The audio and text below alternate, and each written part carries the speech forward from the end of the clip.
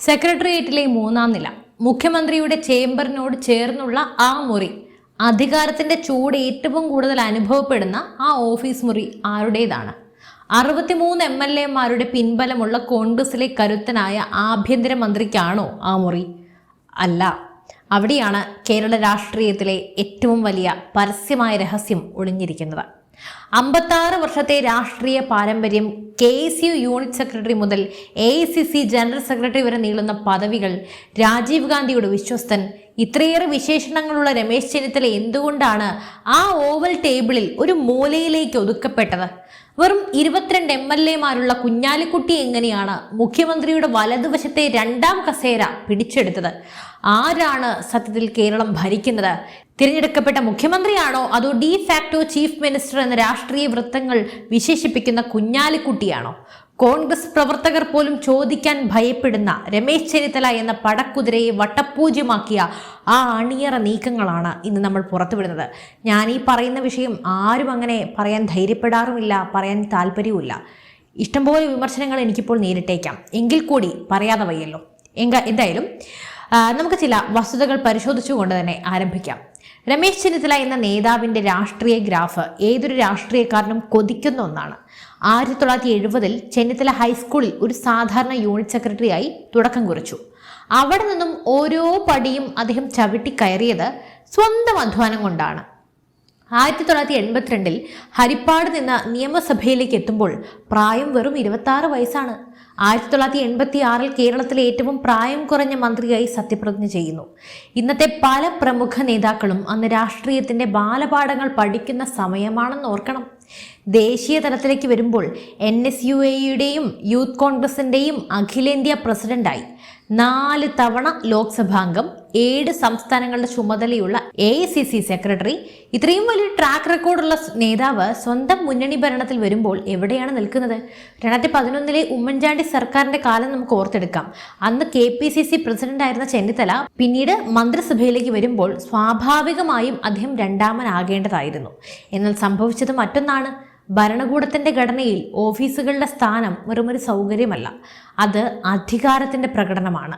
മുഖ്യമന്ത്രിയുടെ ഓഫീസിനോട് ചേർന്നുള്ള മുറി എപ്പോഴും ഭരണത്തിലെ 2ാമൻ്റേതാണ്. ആഭ്യന്തര വകുപ്പും വിജിലൻസും കൈകാര്യം ചെയ്തിരുന്ന രമേശ് ചെന്നിത്തലയ്ക്ക് 3-ാം നിലയിൽ മുഖ്യമന്ത്രിയോട് ചേർന്ന് ഓഫീസ് നൽകിയില്ല. പകരം വ്യവസായ മന്ത്രിയായിരുന്ന കുഞ്ഞാലിക്കുട്ടിക്കാണ് ആ സ്ഥാനം ലഭിച്ചത്. ക്യാബിനറ്റ് യോഗം ചേരുന്ന ഓവൽ ടേബിളിൽ മുഖ്യമന്ത്രിയുടെ വലതുവശത്തെ 2ാമത്തെ സീറ്റ്, അവിടെ കുഞ്ഞാലിക്കുട്ടിയിരുന്നു. ചെന്നിത്തലയ്ക്ക് ലഭിച്ചതാകട്ടെ താരതമ്യേന ജൂനിയറായ മന്ത്രിമാരിരിക്കുന്ന വശവുമായിരുന്നു. എന്തുകൊണ്ടാണ് ഇതൊക്കെ സംഭവിക്കുന്നത്? ഇതിന്റെ ഉത്തരം ന്യൂനപക്ഷ രാഷ്ട്രീയം അഥവാ പൊളിറ്റിക്കൽ ഇസ്ലാമിന്റെ പിടിമുറുക്കം എന്ന സമ്മർദ്ദ തന്ത്രത്തിലാണ്. ലീഗെങ്ങാനും പിണങ്ങിയാൽ സർക്കാർ വീഴുമെന്ന സാഹചര്യം വന്നപ്പോൾ സ്വന്തം പാർട്ടിയിലെ കരുത്തനായ നേതാവിനെ തടയാനായി കോൺഗ്രസ് നിർബന്ധിതരായി. ചെന്നിത്തലയുടെ 56 വർഷത്തെ അനുഭവ സമ്പത്തിനേക്കാൾ വലുത് ലീഗിന്റെ വെറും 22 MLA-മാരാണെന്ന് കോൺഗ്രസ് ഹൈക്കമാൻഡ് പോലും വിശ്വസിച്ചു തുടങ്ങിയിരിക്കുന്നു. സാക്ഷാൽ രാഹുൽ ഗാന്ധി എന്ന പപ്പുമോൻ പോലും ഇതിൽ വീണിരിക്കുന്നു. നമുക്ക് കുഞ്ഞാലിക്കുട്ടിയുടെ റോളിലേക്ക് വരാം.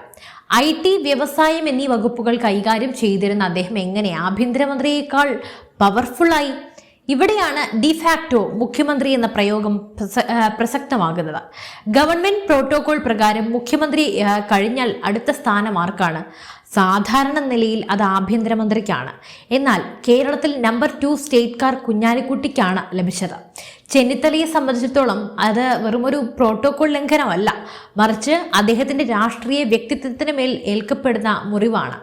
കോൺഗ്രസ് പാർട്ടിക്കുള്ളിലെ ഗ്രൂപ്പ് പോരുകളും ഇതിന് വളമിട്ടു എന്ന് തന്നെ പറയാം. ഉമ്മൻചാണ്ടിയും ഐ ഗ്രൂപ്പും തമ്മിലുള്ള വടംവലിയിൽ പലപ്പോഴും ലീഗ് മധ്യസ്ഥന്റെ റോളിൽ എത്തിയ ഒരു കാലഘട്ടം ഉണ്ടായിരുന്നു. ആ മധ്യസ്ഥതയുടെ പ്രതിഫലമായിരുന്നു കുഞ്ഞാലിക്കുട്ടിക്ക് ലഭിച്ച ഈ അമിത പ്രാധാന്യം.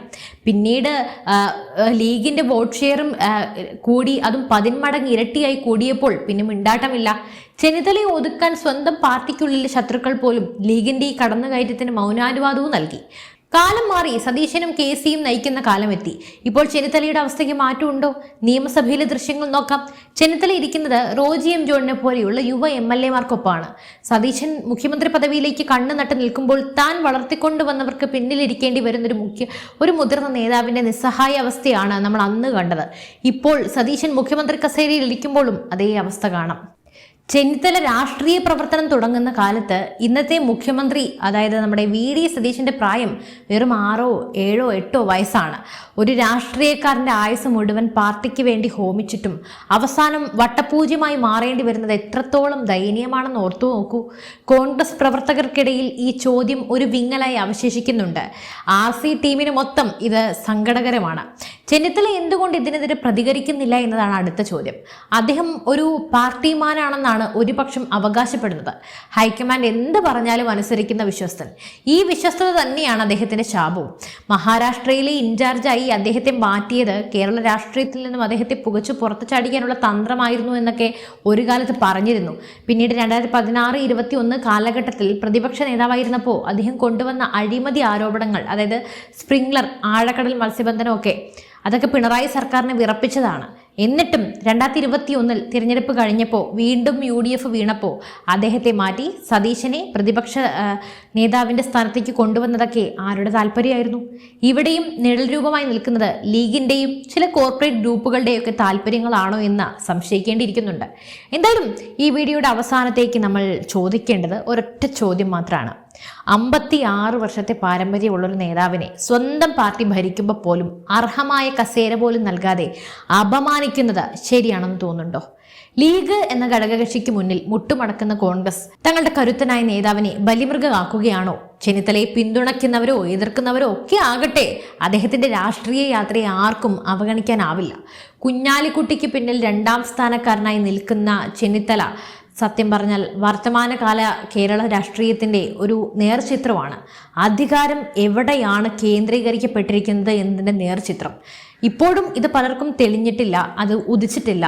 അതെപ്പോഴും ഉദിക്കുക വളരെ വൈകിയായിരിക്കും. കേരളം അനുഭവിക്കാൻ തുടങ്ങുന്ന സമയത്ത് പൊളിറ്റിക്കൽ ഇസ്ലാം അതിൻ്റെ ഭീകരത കാണിച്ചു തുടങ്ങി. അധികാര കേന്ദ്രങ്ങളിൽ വരെ അവർ പിടിമുറുക്കി. എന്തായാലും നേതാവിനെ നിങ്ങൾ തന്നെ വട്ടപ്പൂച്ചമാക്കി മാറ്റിയിരിക്കുന്നു. നാളെയുടെ മാറ്റങ്ങൾ ഈ ചർച്ചകളിൽ നിന്നാണ് തുടങ്ങേണ്ടത്.